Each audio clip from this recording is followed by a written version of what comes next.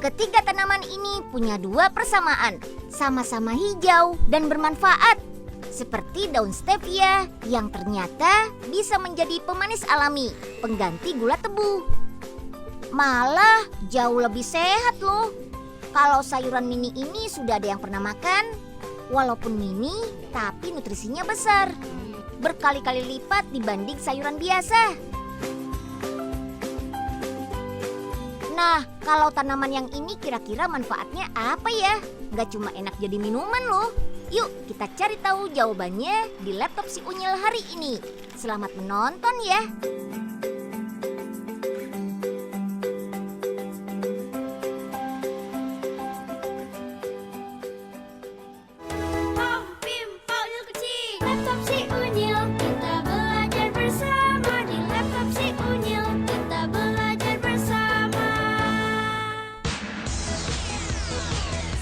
Tanaman hijau yang banyak manfaatnya adalah Camellia sinensis atau biasa kita kenal dengan sebutan teh. Siapa yang suka minum teh? Tunjuk tangan. Ada banyak jenis teh di dunia. Salah satu yang punya manfaat besar adalah teh hijau. Cita rasanya khas dan menyegarkan. Nah, pabrik di Bandung, Jawa Barat ini mengolah teh hijau jadi minuman green tea latte. Kalau biasanya latte khas berpadu dengan kopi, yang ini dengan teh hijau. Wih, bahan baku teh hijaunya pun dikirim langsung dari Jepang loh. Nah, mau tahu lebih lengkap manfaat teh hijau? Dan seperti apa sih cara buat green tea latte ini? Let's go, kita ke pabriknya. Yuhu, Unyil sudah sampai di pabrik nih. Kita lihat bahan bakunya dulu yuk. Ternyata tidak hanya green tea alias teh hijau, ada juga gula, creamer, dan susu. Sekarang kita olah dulu nih bahan pemanisnya. Pabrik ini tidak memakai pemanis buatan loh, tapi asli dari gula tebu. Mesin akan menggiling gula sampai benar-benar halus. Sip! Lanjut ke tahap mixing alias campur-campur. Dua bahan pertama adalah gula dan creamer. Creamer terbuat dari lemak nabati yang bisa menambah cita rasa minuman. Tambahkan susu bubuk khas dari minuman latte. Dan terakhir, bubuk teh hijau. Aduk terus selama 15 menit. Mengkonsumsi teh hijau secara teratur bisa membuat kita awet muda loh. Karena kandungan antioksidan, vitamin C dan E pada teh hijau bisa memperlambat penuaan pada kulit kita. Ups, sudah 15 menit nih. Ini dia hasil campurannya. Nah, sebelum masuk ke tahap selanjutnya, kita ambil sampel untuk cek kualitas yuk. Awali dengan cek kadar air. Hasilnya harus di bawah 5% agar produk tidak menggumpal. Jadi bisa awet lebih lama. Tahap berikutnya cek rasa. Nah, ini nih yang Unyil suka. Icip-icip. Campur green tea dengan segelas air. Aduk sampai tercampur rata. Yuk kita minum. Enak. Ini buat uji coba ya. Jangan kepengen dulu. Kalau sudah lolos cek, lanjut ke tahap filling atau isi produk ke dalam kemasan. Dengan mesin otomatis, 1 menit bisa menghasilkan 40 kemasan seberat 25 gram. Wah, cepat juga ya. Satu gulung aluminium foil ini bisa menghasilkan 5.000 kemasan loh. Mantap. Jangan lupa cetak tanggal kadaluarsanya. Green tea latte ini awet sampai 16 bulan. Sip. Pabrik ini tidak hanya menjual produknya di dalam negeri, tapi sudah dijual sampai ke negara tetangga, seperti Malaysia. Harganya pun terjangkau, hanya 10 ribuan per kemasan. Aromanya bikin ngiler.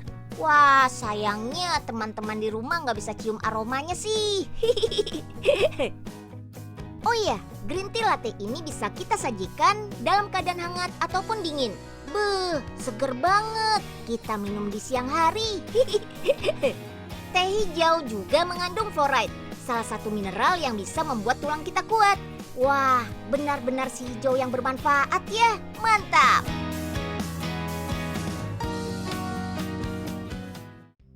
Poipe, mana nasi kucing buat Pak Oga? Laper nih. Iya, sabar ngapa? Minum dulu tuh teh hijaunya. Wah, asik nih Pak Oga. Traktir dong Pak. Enak banget. Ini aja Pak Oga rencananya mau ngutang, Bul. Oh, jadi makan di sini karena bisa ngutang ya? Wah, Embul nggak ikut-ikut ya?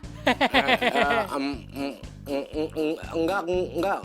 Pokoknya nggak ada Poipe. urusan. Yang penting bayar sekarang Pak.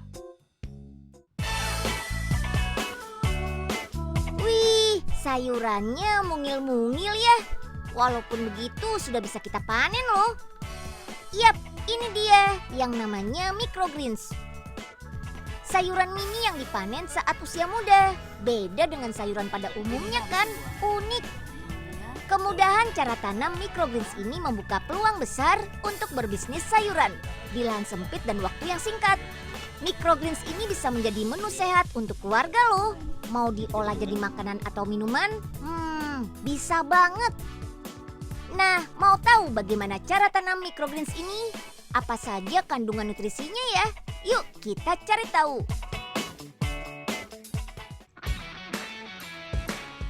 Microgreens populer di luar negeri dari tahun 1997 atau 20 tahun lalu. Saat itu beberapa restoran terkenal di Eropa dan Amerika menyajikan makanan berbahan microgreens. Nah, kalau di Indonesia belum terlalu populer. Biasanya microgreens ditanam di lingkungan perkotaan yang minim lahan atau biasa disebut urban farming. Seperti yang dilakukan Mbak Ade ini nih, berlokasi di Kota Bekasi, Jawa Barat. Faris dan Tara sudah siap bantu Mbak Ade nih. Nah, pertama siapkan media tanamnya ya. Campuran dari kompos cair, kokopit, batu bata merah, dan pasir laut. Media tanamnya jangan terlalu rapat ya. Yuk, ratakan seperti ini. Lalu belah agar ada ruang gerak untuk benih tanaman. Sip, langsung bisa kita tanam deh benih microgreens-nya. Ada 20 jenis tanaman yang tergolong microgreens. Di antaranya gandum, sawi, bayam, brokoli, dan lain-lain. Jangan lupa untuk merawat sayuran microgreens ya. Salah satunya dengan menyiram secara rutin. Gunakan spray untuk mencegah pembusukan akibat kelebihan air. Sip lah. Lanjut pindahkan ke greenhouse. Kemudian tutup dengan media kertas seperti ini. Nah, kalau sayuran biasa kita butuh waktu berbulan-bulan, kalau microgreens bisa kita panen lebih cepat. Jangan salah sangka ya.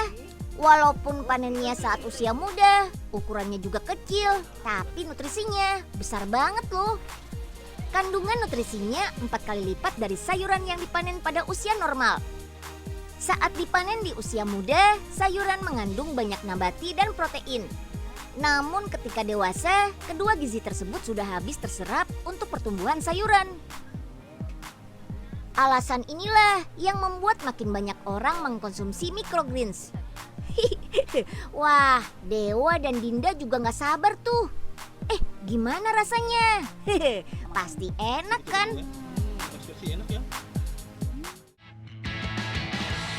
Untuk para pecinta microgreens biasa mengolahnya menjadi salad. Tapi untuk hari ini spesial kita masak footlong sandwich, hasil karya Chef Sandi. Siapkan roti dengan panjang 50 cm. Wah, pantas saja disebut long sandwich. Lalu olesi dengan saus tartar yang terbuat dari campuran mayones dan asinan. Tambahkan file ayam dan file ikan. Untuk memperkaya rasa, kita juga bisa tambahkan daging dan jamur. Jangan lupa kejunya ya.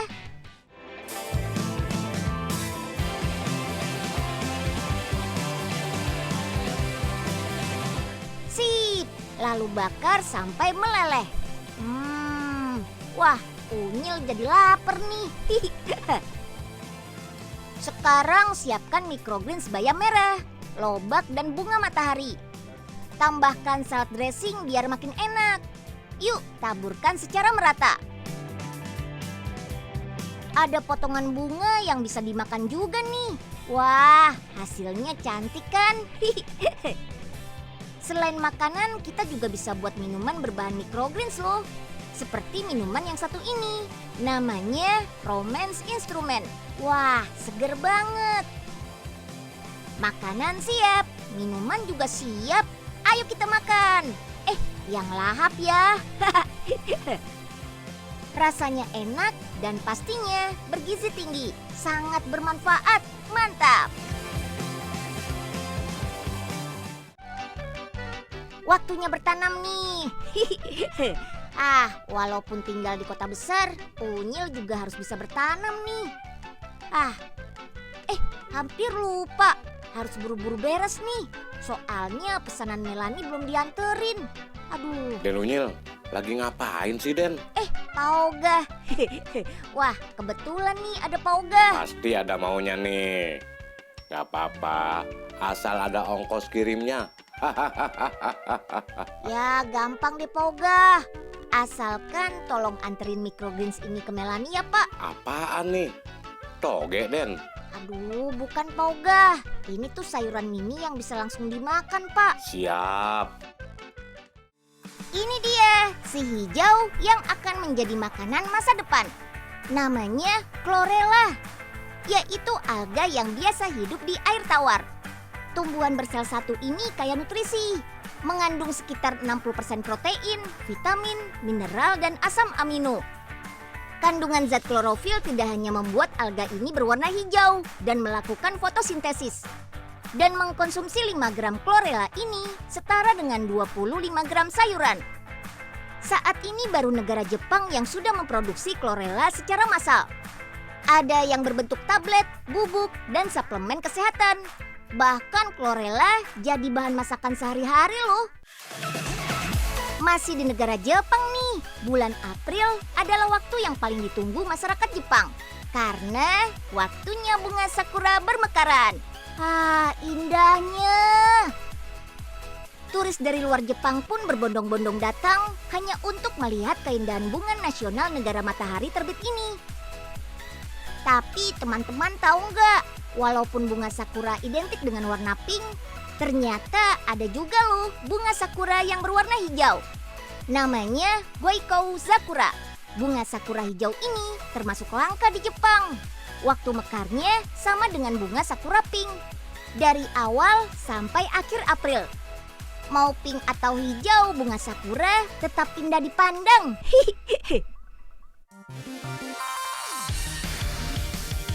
Setelah ini Unyil akan kasih info tentang pemanis alami. Bukan gula tebu ya, tapi daun stevia yang rasa manisnya 200 kali lipat dari gula tebu. Tapi malah jauh lebih sehat. Tonton sebentar lagi ya.